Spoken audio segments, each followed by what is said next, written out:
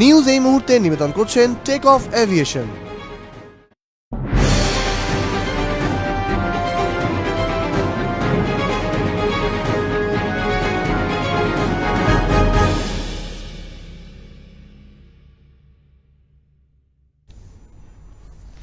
নমস্কার, আরও নিউজে সকলকে স্বাগত। আপনাদের সঙ্গে রয়েছে আমি তনুশ্রী। শুরু করছি নিউজ এই মুহূর্তে। আর প্রথমে এই মুহূর্তে যে খবরের দিকে নজর রাখবো, আজ গোটা দেশ জুড়ে বামেদের ডাকা 12 ঘন্টার বন্ধ। মূলত কেন্দ্রীয় সরকারের বিরুদ্ধে মোট 7 দফা দাবি নিয়ে এই ধর্মঘটের ডাক দেওয়া হয়েছে বামেদের তরফ থেকে। মূলত কেন্দ্রীয় সরকারের কৃষি বিলের প্রতিবাদ করে পাশাপাশি আরও 7টি দফা দাবি নিয়ে এই বলা যায় ধর্মঘটের ডাক কেন্দ্র সরকারের বিরুদ্ধে দেওয়া হচ্ছে বামেদের তরফ থেকে। এই মুহূর্তে যে ছবি দেখতে পাচ্ছেন তা উল্টোডাঙ্গাতে অন্যান্য দিনের মতো স্বাভাবিক ছিল পরিস্থিতি এবং সরকারি বেসরকারি বাস চলেছে এবং পুলিশ রাস্তায় মোতায়েন রয়েছে উল্টোডাঙ্গার বিভিন্ন জায়গায়। এই মুহূর্তে যে ছবি দেখতে পাচ্ছেন তা উল্টোডাঙ্গার, সেখানে অন্যান্য দিনের মতোই আজ বাস চলাচল করেছে, অন্যান্য গাড়িও চলাচল করেছে, তবে পুলিশ কর্মী সেখানে উপস্থিত ছিলেন।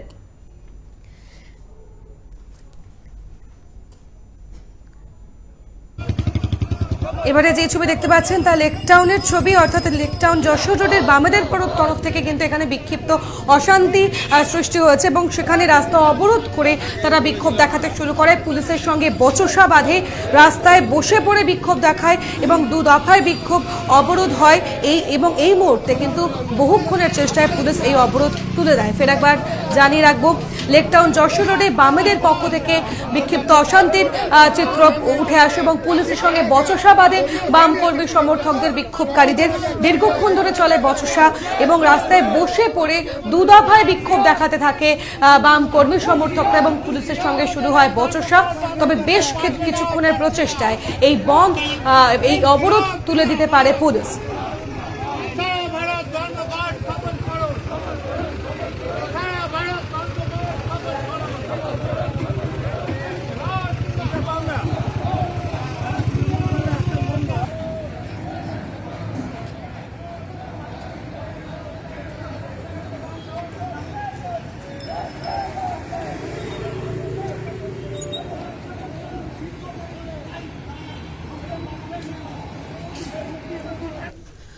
আজ বামেদের এই বন্ধের প্রভাব পড়েছে নিউটাউনের গৌরাঙ্গনগর অটো স্ট্যান্ডে।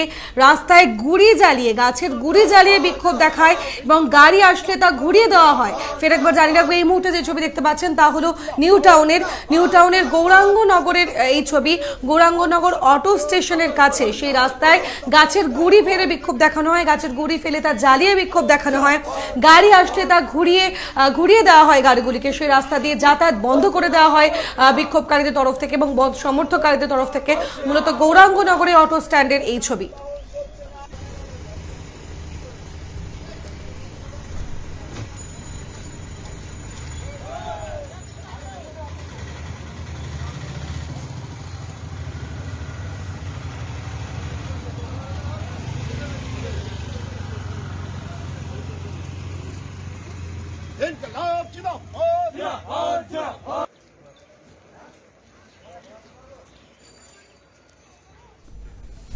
কলকাতার পাশাপাশি আমরা এবার নজর রাখবো রাজ্যের দিকে। রাজ্যের বর্ধমান থেকে শুরু করে আসানসোল বিভিন্ন জায়গাতে কিন্তু বন্ধের প্রভাব দেখা গিয়েছে, তবে বেশ কিছু জায়গায় কিন্তু স্বাভাবিক রয়েছে পরিস্থিতি।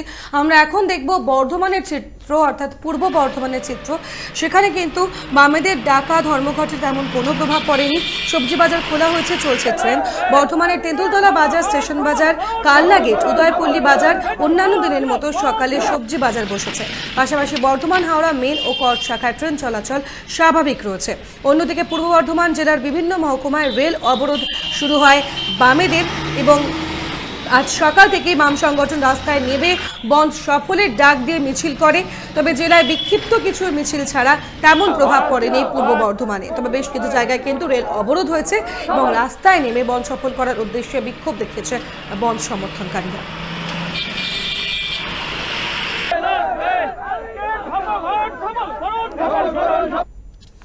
এই মুহূর্তে আমরা দেখবো আসানসোলের ছবি। আসানসোলে কিন্তু বামেদের ডাকা ধর্মঘটের বেশ প্রভাব পড়েছে। সকাল থেকেই মিছিল বের হয় বামেদের তরফ থেকে এবং সেই মিছিলে বেশ বহু কর্মী সমর্থক উপস্থিত ছিলেন এবং যে ছবি উঠে আসে রাস্তায় দলীয় পতাকা হাতে নিয়ে মিছিল করে বাম কর্মীরা।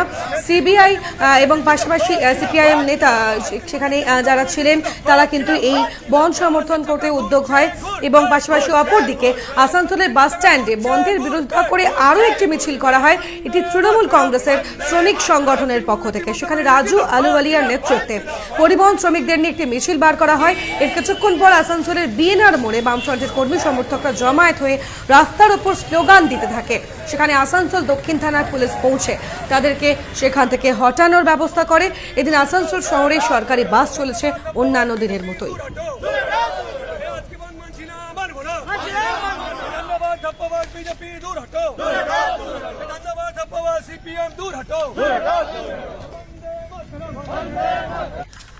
বন্ধের চিত্র আমরা দেখছিলাম। বন্ধের চিত্র কিন্তু আজ 12 ঘন্টা যে বন্ধ রাখা হয়েছে আমাদের তরফ থেকে, সেদিকে অবশ্যই আমাদের নজর থাকবে। পাশাপাশি এই মুহূর্তে আরও একটি গুরুত্বপূর্ণ খবরের দিকে নজর রাখবো। ফুটবলের রাজপুত্র মারাদোনা তিনি আর নেই এবং এই ঘটনা বোধহয় এই সংবাদটি সত্যি অবিশ্বাস্য এবং গোটা দেশ এই মুহূর্তে শোকস্তব্ধ। ফুটবলের রাজপুত্র আর নেই। নিজের পুত্রকে নিজের কাছে ডেকে নিলেন ফুটবল ঈশ্বর, চলে গেলেন ফুটবলের অধীশ্বর দিয়েগো আর্মান্দো মারাদোনা। মাত্র 60 বছর বয়সে হঠাৎই হৃদরোগে আক্রান্ত হয়ে তার মৃত্যু হয় বলে জানা গিয়েছে। কিছুদিন আগে হাসপাতালে ভর্তি ছিলেন 86 বিশ্বকাপ জয়ী অধিনায়ক। সপ্তাহ 3 আগে অসুস্থ হয়ে পড়েন তিনি। মাথায় অস্ত্রোপচারও করা হয় তার। পরে অবশ্য তিনি বাড়ি ফিরেছিলেন, কিন্তু বুধবার হঠাৎ হৃদরোগে আক্রান্ত হয়ে শেষ নিঃশ্বাস ত্যাগ করেন ফুটবল রাজপুত্র। চলে গেলেন ফুটবল ঈশ্বরের পুত্র।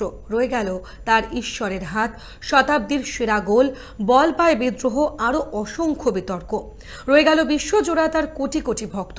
আর্জেন্টিনার মারাদোনা চার্চ, শুধু চলে গেলেন ফুটবল ঈশ্বর, বিশ্ব ফুটবলকে শূন্য করে, রিক্ত করে।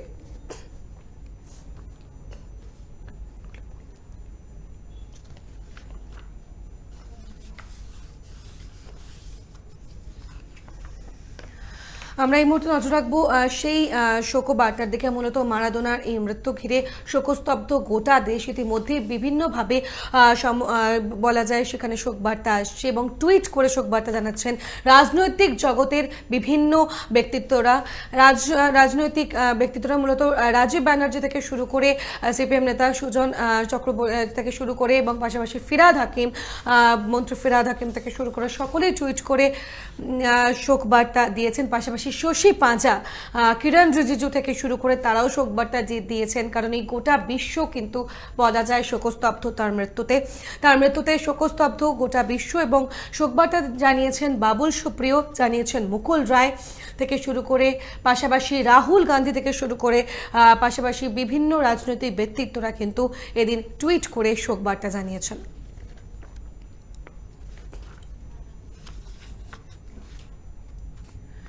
তার মৃত্যুতে শোকস্তব্ধ গোটা ক্রীড়া জগৎ থেকে শুরু করে গোটা বিশ্ব। টুইট এসেছে, টুইট বার্তা এসেছে সেই জগৎ থেকেও। মূলত ক্রীড়া জগতের বলা যায় বিভিন্ন মানুষ, বিভিন্ন ব্যক্তিত্ব কিন্তু টুইট করেছেন। ইউবরাজ সিং থেকে শুরু করে সৌরভ গাঙ্গুলি, পাশাপাশি অজিঙ্ক রাহানে, পাশাপাশি সুরেশ রায়না এবং অন্যদিকে বীরেন্দ্র সেহবাগ থেকে শুরু করে সচিন তেন্ডুলকর, সকলেই কিন্তু তার মৃত্যুতে শোকস্তব্ধ এবং তার মৃত্যুতে টুইট করে শোকবার্তা জানিয়েছেন ক্রীড়া জগৎ।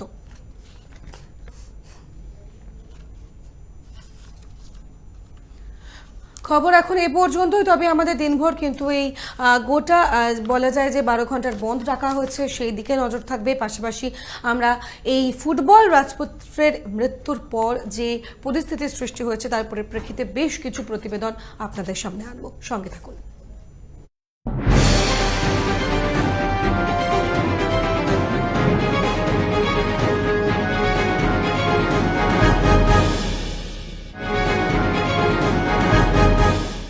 নিউজ এই মুহূর্তে নিবেদন করলেন টেক অফ এভিয়েশন।